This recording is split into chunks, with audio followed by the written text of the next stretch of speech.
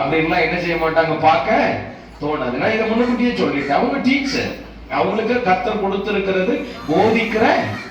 இப்ப என்ன கொண்டு அதை செய்ய சொன்னீங்கன்னா இந்த பாட்டி மாதிரிலாம் அப்பயுமே வரலத்துக்கு எரிஞ்சு ஸ்தோத்திரம் 3வது வனத்துக்கு போய் தூக்கிடுவாங்க. அவ்வளவுதான், வேற ஒண்ணு தப்பா எடுத்துக்காதீங்க.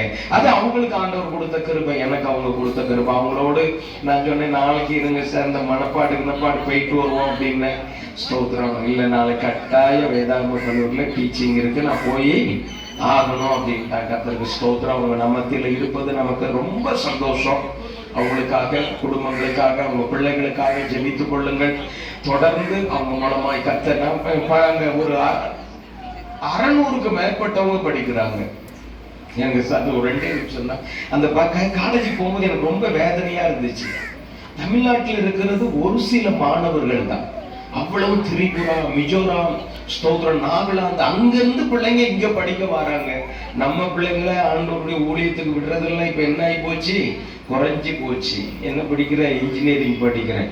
நல்ல அந்த அவர்கிட்ட சேர்ந்துடாத, அவர் ஊழியத்துக்கு கூப்பிடுவாரு, அவர்கிட்ட போய் உன் வாழ்க்கை என்ன செஞ்சிடாத, நாசமா ஆகிற. எங்க அம்மாவுக்காக நான் கர்த்தரை துதிக்கிறேன். எப்படியோ திருப்பி விட்டாங்க, அதை பிடிச்சுக்கிட்டோம். இன்னைக்கு வரைக்கும் ஆண்டவர் விரும்பின சாப்பாடை தரார். அல்லேலூயா.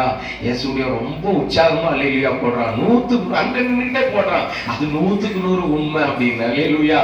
ஏன்னா ஆண்டவருக்குன்னு அர்ப்பணிச்சீங்கன்னா உங்க பிள்ளைங்களை ஆண்டவர் ஒருபோது விட மாட்டார். ஆகவே நம்முடைய பிள்ளைகளை எல்லாம் தேவனுடைய காரியங்களுக்காக அர்ப்பணிப்பது நம்ம மேல விழுந்த கடமை.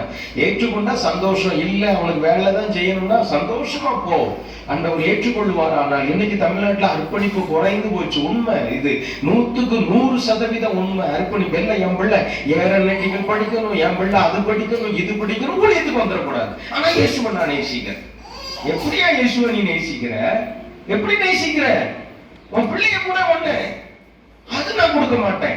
என் பிள்ளை 50,000 சம்பாதிக்கணும், 60,000 சம்பாதிக்கணும், 80,000. எனக்கு ஒரு பாஸ்டர் சொல்லுவாரு, அவரு நார்வேல தான் இருக்கிறாரு. எந்த ஊழியக்காரனா போய் அவர்கிட்ட போய் என் பையனை இந்த மாதிரி படிக்க வைக்கணும் அவர் சொல்லுவாரு. காணிக்க காசுல தானே உன் பிள்ளை பாலை குடிச்சான், காணிக்க காசுல தானே உன் பிள்ளை பாலை சாப்பிட்டான், இவ்வளத்தையும் சாப்பிட்டு